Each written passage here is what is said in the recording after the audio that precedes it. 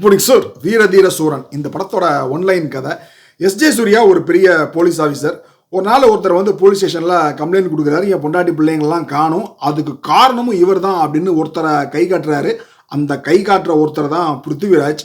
SJ Surya already ஒரு சான்ஸுக்கு wait பண்ணிட்டு இருக்காரு. ஸோ இந்த கேஸை காரணமாக வச்சு பிருத்திவிராஜை என்கவுண்டர் பண்ணிடணும்னு எஸ்ஜே சூர்யா ஒரு ஸ்கெட்சை போடுறாரு.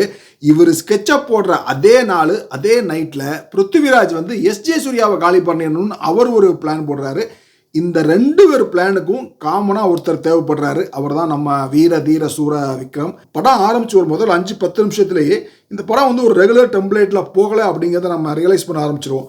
ஏன்னா யூஸ்வல் நிறைய கேரக்டர் படத்தில் இன்ட்ரோடியூஸ் பண்ணுவாங்க, அந்த கேரக்டரை எஸ்டாப்ளிஷ் பண்ணுவாங்க, படத்தோட கதைக்கான கான்ஃப்ளிக்டை செட் பண்ணுறது, அந்த ஸ்டேஜை செட் பண்ணுறது, இதுக்கெல்லாம் சில காட்சிகள் இருக்குல்ல. இங்கே எதுவுமே அப்படி இருக்காது.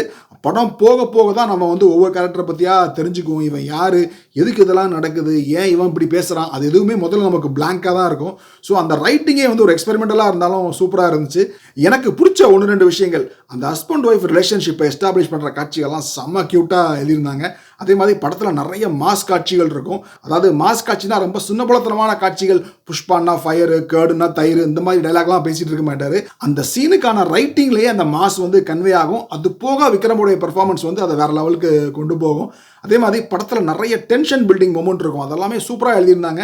ஃபர்ஸ்ட் ஆஃப் ஒரு சின்ன லேக் கூட இருக்காது. அப்படியே நீங்கள் விக்கல் வந்தால் கூட அப்புறம் வைக்கலான்னு நம்ம வந்து அவ்வளோ ஃபோக்கஸ்டாக படத்தில் உட்காந்துருப்போம். அந்தளவுக்கு ஒரு டைட்டான ஸ்க்ரீன் பிளே. விக்ரம் இப்போ ரீசெண்டாக அவர் நிறைய படங்கள் பார்க்கும்போது என்னமா நடிச்சிருக்காரு, இந்த மாதிரி ஒரு படத்தில் அவரை வேஸ்ட் பண்ணிட்டாங்களே அப்படின்னு தான் அவர் மேலே ஒரு சிம்பத்தி வரும். ஆனால் இந்த படத்தில் அந்த தூளு தில்லு சாமி அந்த டைமில் உள்ள விக்ரம், அந்த எனர்ஜி, அந்த டெம்போ, அதை அப்படியே ரீப்ரொடியூஸ் பண்ண மாதிரி இருந்துச்சு. செம்ம பெர்ஃபார்மன்ஸ்.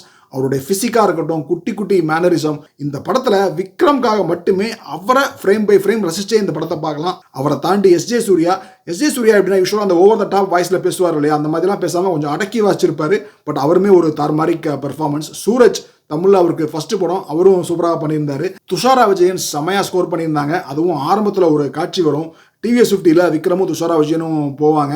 சின்ன சின்ன சின்மிஷங்கள்லாம் அங்கே நடக்கும். அவங்க பெருசாக பேச மாட்டாங்க, அப்படியே விக்ரமை திரும்பியும் பார்க்குறது, லுக்கு விடுறது, ஒரு ரொமான்டிக்காக வைக்கப்பட்டு லுக்கு விட்டுட்டு இருப்பாங்க. அந்த ஒரு சீன்லேயே அவங்களுடைய பாடி லாங்குவேஜ், மேனரிசம், அதுலேயே வந்து அவங்க ரெண்டு பேரும் எவ்வளோ ஒரு இன்டிமேட்டான, ரொம்ப ஒரு க்ளோஸான ஹஸ்பண்ட் ஒய்ஃபுங்கிறத கன்வே பண்ணியிருப்பாங்க. சின்ன சின்ன ரோலில் வரக்கூடியவங்க கூட சூப்பராக இருப்பாங்க. அந்த பிருத்திவிராஜ் வீட்டில் அவங்க மருமகளாக ஒருத்தங்க வருவாங்க, அவங்களாம் ரொம்ப யதார்த்தமாக ஏதோ படம் பார்க்குற ஃபீலே இருக்காது. அதே மாதிரி விக்ரம் கூட வரக்கூடிய வெங்கட்டுங்கிற கேரக்டர் அவருமே சூப்பராக பண்ணியிருப்பாரு. பட் அந்த கேரக்டரை வந்து ஃபினிஷிங்கில் வந்து ஒரு ஓப்பன் ஹெட்டடாக விட்டுருந்தாங்க. அது வந்து மிஸ் பண்ணிட்டாங்க அப்படின்னு இல்லை, ரொம்ப பர்பஸ்ஃபுல்லாகவே விட்டுருந்தாங்க.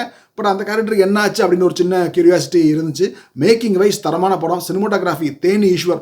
ஃபுல் படமும் இருட்டில் தான் நடக்கும். ஆனால் அந்த அயற்சி, டயர்னஸ் எங்கேயுமே இருக்காது. ஒரு சிங்கிள் ஷாட் ஃபைட் சீக்வன்ஸ் ஒன்று இருக்கும், அதெல்லாம் செமையாக எடுத்திருப்பாங்க. அதே மாதிரி எடிட்டிங், ஃபர்ஸ்ட் ஆஃப் பார்க்கும்போது ஒரு படத்துக்கு எடிட்டிங் எவ்வளோ முக்கியம் அப்படிங்கிறது செமையாக கன்வே ஆகும். ஜிவி பிரகாஷ் 1-2 பாடல்கள் ஃபர்ஸ்ட் டைம் கேட்கும்போதே பாட்டு 1-2 கேட்குற மாதிரி தான் இருந்துச்சு. பேக்ரவுண்ட் ஸ்கோர், அதுவும் அந்த மாஸ் சீனு, ஆக்ஷன் சீனெல்லாம் பட்டையை கலவிருப்பாப்பில்.